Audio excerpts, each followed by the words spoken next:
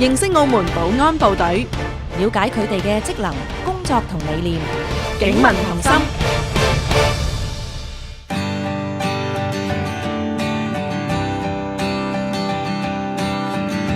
每年南海伏季休漁期間咧，好多嘅漁船都會翻到嚟澳門停泊喺內港一帶㗎。咁喺呢段時間，漁民需要做好防火防盜嘅工作，而維持海上秩序同埋治安環境安全咧，係海關嘅主要任務之一。今日我哋警民同心咧，亦都請嚟兩位海關嘅代表，布家明關務監督布 Sir 同埋係鄭國雄關務督察鄭 Sir 咧，為我哋介紹一下澳門海關同埋相關政府部門喺休漁期間所做嘅相應部署工作㗎。兩位同我哋聽眾打個招呼先啦。Hello， 你好。好，大家好。咁我哋今年南海伏季休漁期同埋內港嘅漁船靠泊狀況係點樣呢？今年呢係國家咧實行南海伏季休漁制度嘅第18個年頭啦。由今年嘅5月16號中午12點開始啦，到8月1號嘅中午12點結束嘅，為期2個半月。喺休漁期期間呢，除咗單層刺網同埋釣具嘅形式外呢，禁止其他類型嘅作業漁船呢從事任何捕撈活動嘅。對於違反國家規定而進行嘅非法捕撈活動呢，內地嘅執法部門呢將會作出嚴厲嘅處罰嘅。目前呢，撈泊喺內港嘅船隻呢，大約呢係少過200艘嘅。因應漁民喺休漁期期間係返嚟澳門撈泊啦，海事及水務局呢係按照內港漁船防火應變計劃，喺內港撈泊區呢係用浮標呢設置防火分隔帶嘅，將漁船適當咁分隔啦，避免漁船過於密集產生一啲危險嘅。海關一如既往啦，係協助維持航道同埋撈泊區嘅秩序安全嘅，確保防火分隔帶嘅暢通無阻啦。一旦遇有火警嘅時間呢，除咗可以阻止火勢蔓延之外啦，其他漁船呢亦都可以由防火分隔帶呢係有序咁疏散嘅。有關措施呢，多年嚟呢行之有效啦。當意外發生嘅時候呢，救援船隻亦都能夠快速暢順無阻咁樣到達現場呢，應對各種不同類型嘅事故嘅，保障漁民嘅生命啦，同埋漁船嘅安全嘅。所以防火分隔帶都起住一個重要嘅作用啊。咁海關同相關嘅政府部門喺休漁期間有啲乜嘢嘅部署工作呢？喺5月初嘅時間呢，海事及水務局聯同海關啦、消防局、民政總署、衛生局、澳門漁民互助會同埋遠洋船東協會啦，喺休漁期前呢係已經提早咧展開呢個工作會議噶啦。商討休漁期期間呢，內港漁船防火應變計劃嘅部署啦，同埋相關嘅安全措施嘅。我哋喺5月18號嘅上午啦，即係休漁期開始有2日啦，喺海事及水務局統籌下呢，海關聯同相關嘅政府部門啦，同埋一啲漁業團體啦，進行登船探訪嘅活動啦。目的咧係向休漁期撈泊內港嘅漁船咧派發一啲宣傳單張啦，希望透過呢啲活動同埋宣傳單張，提高漁民防風、防火、防盜同埋防污嘅意識，同埋咧我哋亦都呼籲咗啲漁民啦，係保持環境衛生啦，預防登革熱嘅。我哋亦都派發咗一啲澳門水域船舶安全航行指引圖啦，希望啲漁民呢亦都係了解到相關嘅通航安全啦，係加強漁民對應海上突發事故嘅應變能力嘅。除此之外呢，我哋亦都喺漁船嘅當眼處咧張貼一啲通訊嘅資料啦，係希望呢一啲漁民呢，當有任何意外或者潛在意外發生嘅時候呢，可以馬上撥打呢啲嘅電話呢聯繫我哋啦，等我哋作出即時嘅處理嘅。咁我哋喺呢度呢，亦都呼籲呢漁民呢嚴格遵守一啲相關嘅規定啦，例如呢每艘漁船呢必須配備足夠同埋合格嘅消防救生設備啦，同埋呢安排呢船員留守嘅，預防呢同埋應付呢突發嘅事故嘅。為咗加強休漁期期間嘅海上嘅安全監管工作呢，海事及水務局呢同埋海關呢會加派船隻呢同埋人員呢係強化休漁期期間嘅海上巡邏工作嘅，確保海上交通秩序嘅安全啦同埋暢順嘅。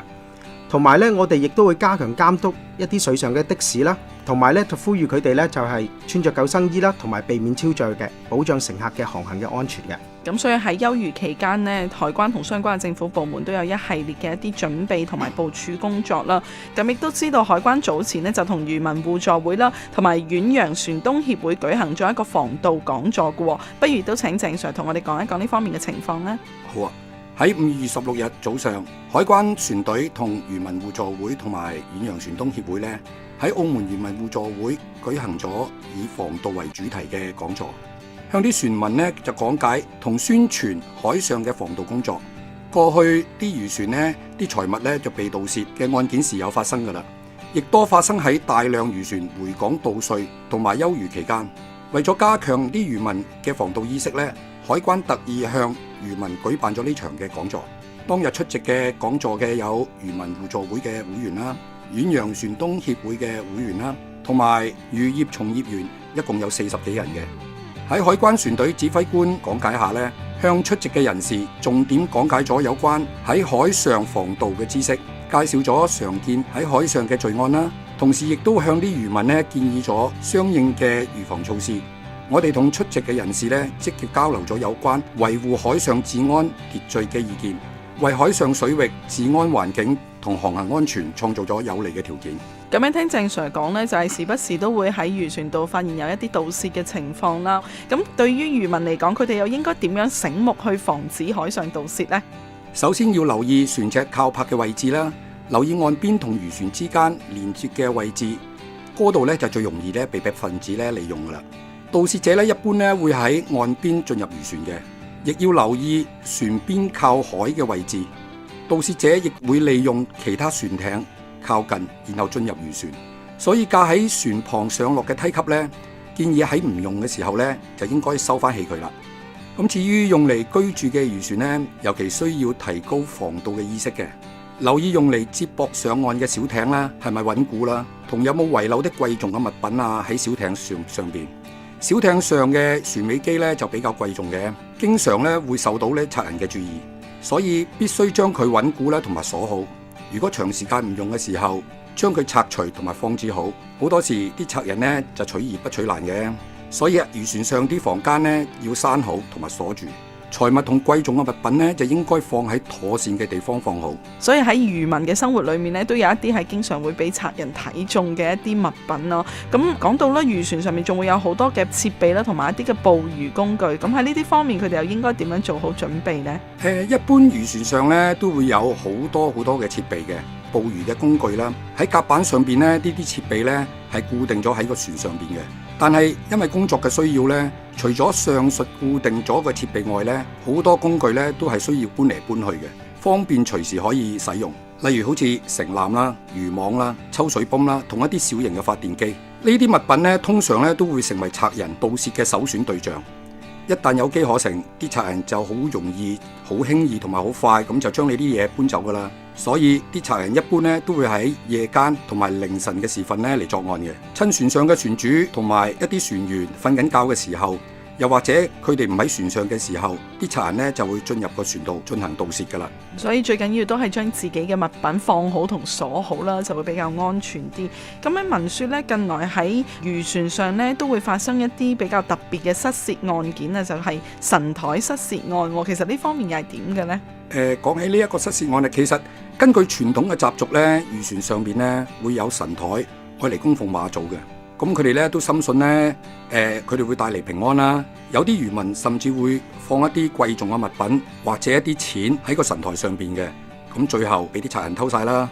亦有油缸同埋原油嘅失竊案嘅。喺呢度，我想向啲漁民呼籲，喺船上面必須安排有足夠嘅船員留守，避免有不必要嘅損失。除此之外，有船員留守嘅重要性係，一旦發生緊急事故，好似火警啦，咁就可以即刻將隻漁船咧揸走，又或者可以咧第一時間通知船主翻上船上處理，減少事故嘅帶來嘅損失。咁講到海上嘅盜竊罪案啦，其實又有分啲乜嘢嘅類別，同埋呢一啲唔同嘅罪案，佢刑責又係點嘅呢？咁其實有關喺海上發生嘅罪案咧，主要有盜竊啦、毀損啦、侵犯住所同埋非法工作呢啲咁嘅罪案嘅。咁喺刑責方面呢，咁其實我哋主要係一啲嘅刑事法律嘅規範啦。咁我哋主要係有刑法典啦，同埋一啲單行嘅刑事法規嘅。咁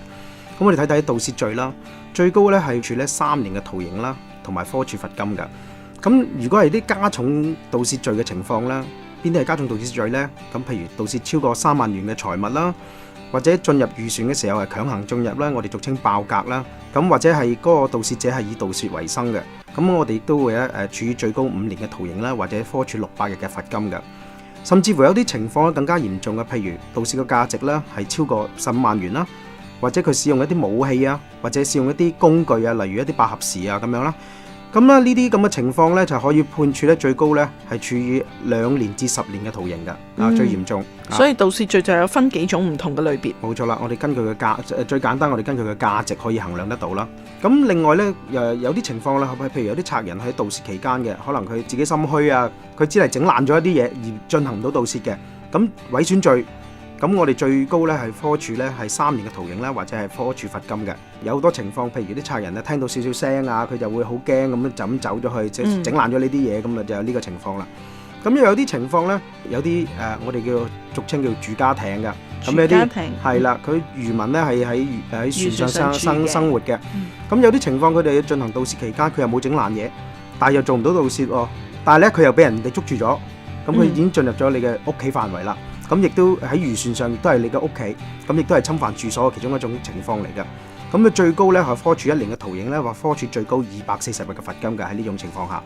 所以無論係邊一種罪，無論係侵犯住所定係毀損，即係整爛咗啲嘢未偷得成嘅，定抑或係盜竊罪，全部都係屬於罪案嚟㗎。咁所以大家就要留意翻啦。咁而海關呢，亦都不時咧會查獲有海上非法工作嘅人士。咁呢一方面情況又係點呢？或者我簡單介紹下啦。其實喺漁船常見嘅非法工作嘅情況咧，係由澳門嘅漁船咧就僱用一啲內地嘅漁工啦，喺未具備有工作許可嘅證明下咧，貪一時嘅方便啦，係登上碼頭咧，係協助搬運啲漁獲啊，甚至乎咧喺碼頭上面從事一啲其他嘅工作啊。咁呢啲咁嘅情況咧，都視為一啲非法工作嘅。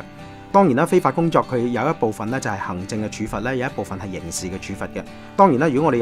有行政嘅案件嘅時間咧，我哋要交翻相關部門處理啦。但係我哋海關咧集中咧係關注咧係一啲刑事嘅處罰嘅。咁如果真係發現有呢啲咁嘅情況嘅時候咧，咁僱用佢哋嘅僱主咧，其實已經違反咗一啲單行刑事法律嘅規定嘅。根據6/2004號法律咧，呢個非法入境、非法逗留同埋驅逐出境嘅法律裏邊咧，佢哋已經講到啦，如果真係聘用呢啲人士嘅呢啲僱主呢，係最高可以科處2年嘅徒刑啦。如果係累犯嘅情況呢，甚至乎呢係去到2至8年嘅徒刑嘅。咁呢啲呢係值得大家注意嘅。咁另外呢，曾經有啲漁民嘅朋友問過我哋我哋聘用咗國內嘅漁工，你進入咗澳門水域，算唔算係一個非法工作呢？咁算唔算有啲行政嘅處罰呢？其實大家可以放心，呢度值得大家一提嘅。喺當我哋有咗水域之後呢，係根據第21/2015號行政法規裏面規定咧，訂定船舶通行同埋船上人員嘅規範嘅。咁呢一部分咧就已經好明確，已經講咗啦。佢只要係唔落地工作嘅，即係話唔掂到陸地工作嘅，你就算聘用咗呢啲咁嘅漁工進入咗澳門水域咧，都唔算係非法工作嘅。呢個情況，呢啲漁民嘅朋友希望佢哋注意呢一部分啦。咁啊，想了解下咧，譬如假設真係好似頭先布 Sir 講到，去到碼頭邊幫忙搬運，但係佢就只係由船遞上去俾岸上嘅呢個人，咁又點呢？呢個當然只要佢嘅身體冇掂到陸地嘅，其實呢啲我哋都界定佢係唔算非法工作嘅。咁如果漁民啊真係喺海上遇到有罪案嘅情況下，又應該點樣處理呢？其實啲漁民咧喺海上面遇到罪案，同喺澳門陸地上面嘅市民遇到嘅罪案咧嘅處理辦法咧，基本上咧就係相同嘅。如果遇到罪案嘅時候咧，首先應該保持鎮定，唔好強行反抗啦。喺安全嘅情況下報警，即刻打電話聯絡澳門海關，講清楚情況，同仲可能提供一啲詳細嘅資料，比如喺海上邊嘅正確位置啦、經緯度啦、靠泊錨地啦，又或者靠泊喺邊個碼頭啦，提供佢嘅手提電話作為聯絡嘅方法等。我哋個海關舉報熱線係28965001，又或者可以打28559944作出舉報嘅。市民亦都可以打緊急求助嘅電話999。如果喺船上邊報案啊，又或者求助人士可以用甚高頻道嘅16頻道通知澳門船舶交通管理中心，亦都可以聯絡我哋嘅海關輪要求協助嘅。喺呢度順帶一提呢，就係再次呼籲大家，為咗提升警民互助嘅關係呢，希望同海關合作，喺船上面必須留有足夠嘅人手啦，看守好船隻同保管好自己嘅財物嘅。最緊要咧就係喺呢段休漁期間啦，大家船泊翻嚟澳門嘅情況下咧，就盡量保持翻自己嘅船上嘅防火防盜工作啦。咁啊，亦都唔希望喺呢段時間有啲乜嘅損失。咁啊，亦都多謝晒兩位咧，為我哋介紹休漁期間海關嘅一啲工作，咁同埋咧係提醒咗我哋嘅漁民點樣去做好海上防盜嘅。唔該晒兩位。唔好客氣。